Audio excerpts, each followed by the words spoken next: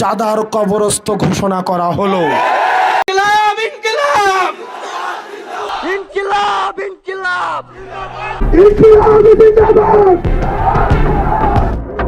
হাসনাত আব্দুল্লাহর মুখে ইনকিলাব জিন্দাবাদ এই স্লোগান শুনলে অনেকেই কেঁপে ওঠেন। এবার তাই তো এই স্লোগান নিষিদ্ধ করার চেষ্টা করা হয়েছে। বাংলাকে যদি ধারণ করতে হয়, বাংলাকে যদি আমার মায়ের ভাষা বলতে হয়, তাহলে ইনকিলাব জিন্দাবাদ চলবে। বিদ্যুৎ, জ্বালানি ও খনিজ সম্পদ মন্ত্রী ইকবাল হাসান মাহমুদ টুকুর এমন সিদ্ধান্তের বিরুদ্ধে প্রতিবাদ করেছেন হাসনাত আব্দুল্লাহ, নাসির উদ্দিন পাটোয়ারি, সার্জি সালাম এবং আরও অনেক এনসিপির নেতাকর্মীরা।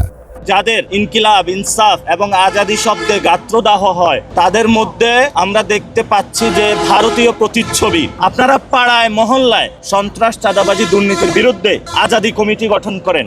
প্রতিবাদী কণ্ঠস্বর দিয়ে হাসনাত আব্দুল্লাহ একের পর এক প্রতিবাদ করে যাচ্ছেন। 2024 সালের জুলাই আন্দোলনে যারা নিজেদের জীবন বাজি রেখে প্রতিবাদ করেছিলেন, তারা এখন সংসদে গিয়ে কি থেমে থাকবেন? অন্যায়ের বিরুদ্ধে যে যাত্রা শুরু হয়েছে, সেই যাত্রা কি এত সহজে থেমে যাবে? যে আমাদের নাকি ইনকিলাব, ইনসাফ, আজাদি এই শব্দগুলো উচ্চারণ করলে নাকি বাংলা ভাষার জাত থাকবে না। বাংলা ভাষা কি আমরা কারো কাছে বর্গা দিছি যে বাংলা ভাষার জাতপাত কি হবে এটা তারা নির্ধারণ করবে? 21শে ফেব্রুয়ারি ভাষা দিবস উপলক্ষে আয়োজিত এক অনুষ্ঠানে বিদ্যুৎ, জ্বালানি ও খনিজ সম্পদ মন্ত্রী ইকবাল হাসান মাহমুদ টুকু বলেছেন, ইনকিলাব শব্দ ব্যবহার করা যাবে না। তিনি আরও বলেন, বাংলা ভাষাকে ধারণ করতে হলে ইনকিলাব জিন্দাবাদ চলবে না এদেশে। তার এমন বক্তব্য ছড়িয়ে পড়ার পরপরই প্রতিবাদ থামেনি।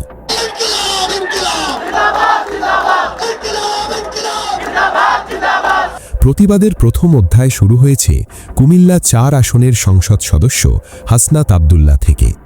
ইনকিলাব জিন্দাবাদ শব্দ ব্যবহার নিষিদ্ধ করা হলে তার প্রতিবাদে 21 ফেব্রুয়ারি সন্ধে 6টায় তিনি তার ভেরিফাইড ফেসবুক পেজে ইনকিলাব জিন্দাবাদ লিখে একটি পোস্ট দেন।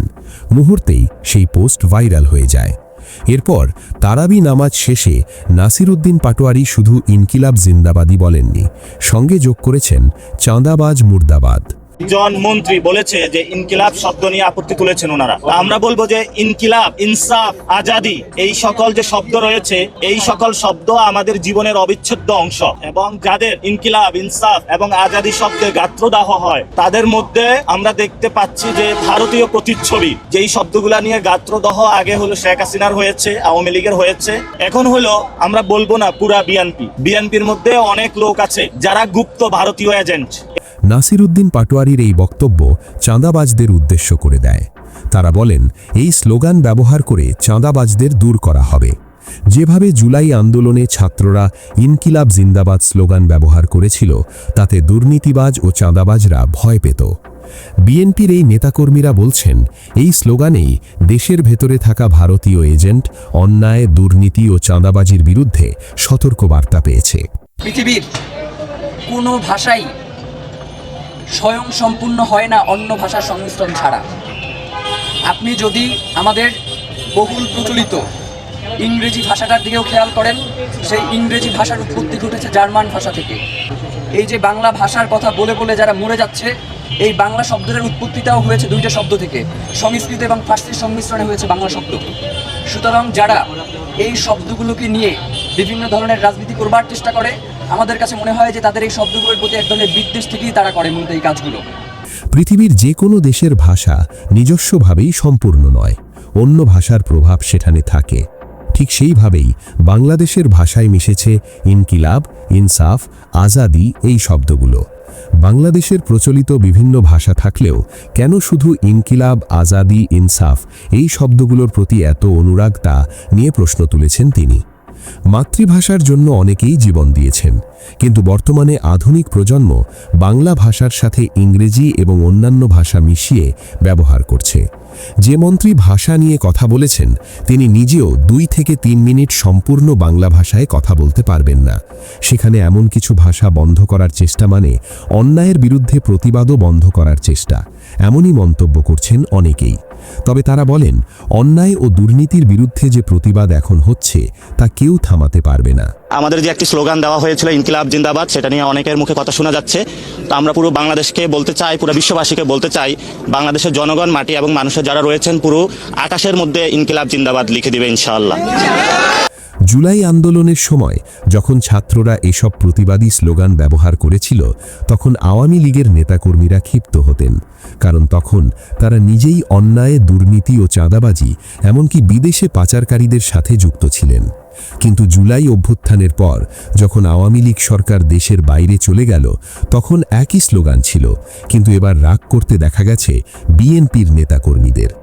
এই প্রভাব বিশেষভাবে দেখা গেছে ঢাকা ৮ আসনের নির্বাচনের সময়, যখন নাসির উদ্দিন পাটোয়ারি চাঁদাবাজ বলে প্রতিবাদ করেন। ঠিক সেই সময় বিএনপির নেতা মির্জা আব্বাস ক্ষিপ্ত হয়ে ওঠেন। 2024 সালের আগে রাজনীতি ছিল একরকম, তখন একটি দল সংসদে থাকলেও তারা সবকিছু নিজের ইচ্ছা মতো করত। কিন্তু এখন বিরোধী দলও সংসদে রয়েছে, তাই যে কোনো কথার প্রতিবাদ তারা কঠোরভাবে জানাচ্ছেন। 2024 সালের আগে অন্যায়ের বিরুদ্ধে কঠিনভাবে প্রতিবাদ হয়নি, কিন্তু এখন ছোট বড় অন্যায় হলে প্রতিবাদ হচ্ছে যথাযথভাবে। জাতীয় নাগরিক পার্টির নেতা হাসনাত আব্দুল্লাহ দীর্ঘদিন ধরে অন্যায় ও দুর্নীতির প্রতিবাদ করে আসছেন। 2024 সালের পর তাকে বিভিন্ন প্রতিবাদী কার্যক্রমে দেখা গেছে। তিনি অন্যায়ের সাথে কখনো আপোষ করেননি।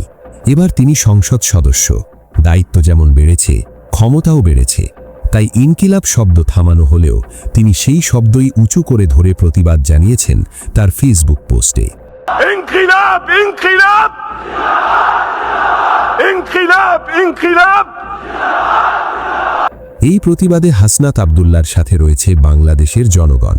নির্বাচনের পর তার কর্মকাণ্ড দেখে অন্যান্য জেলার মানুষও তাকে সমর্থন করছে।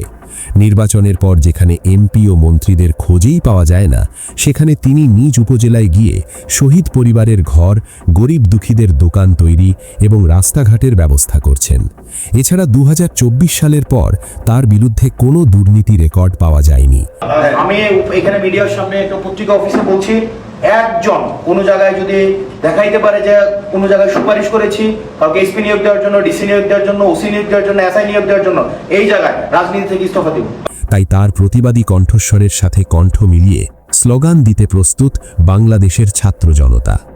এদেশে এখনও চলমান হাজারো বাংলা ভাষার সাথে অন্যান্য ভাষা মিশ্রিত রয়েছে। যদি ইনকিলাব, আজাদি, ইনসাফ এই শব্দগুলোকে উর্দু ভাষার কারণে প্রতিবাদ করা হয়, তাহলে অন্যান্য ইংরেজি উচ্চারিত শব্দের বিপক্ষে কেন প্রতিবাদ করা হয় না, তা প্রশ্ন তুলেছেন অনেকেই। বাংলা ভাষা আন্তর্জাতিক মাতৃভাষা হিসেবে স্বীকৃতি পেয়েছে। বাংলা হলো প্রাণের ভাষা, মনের ভাষা। কিন্তু এই ভাষা নিয়ে নতুন কোনো রাজনীতি হওয়া উচিত নয়। প্রতিহিংসার রাজনীতি বন্ধ হওয়া উচিত। প্রিয় দর্শক, ইনকিলাব জিন্দাবাদ শব্দ নিয়ে যে বাকবিতণ্ডা শুরু হয়েছে, তা যেন দেশের রাজনীতিকে নোংরা না করে। আর বিএনপির এই মন্ত্রীর কথায় কতটুকু যুক্তি আছে, তা আপনি নিজেই মন্তব্য করে জানাতে পারেন। আজ পর্যন্ত যা ঘটেছে তার বিস্তারিত পরবর্তী ভিডিওতে দেখানো হবে।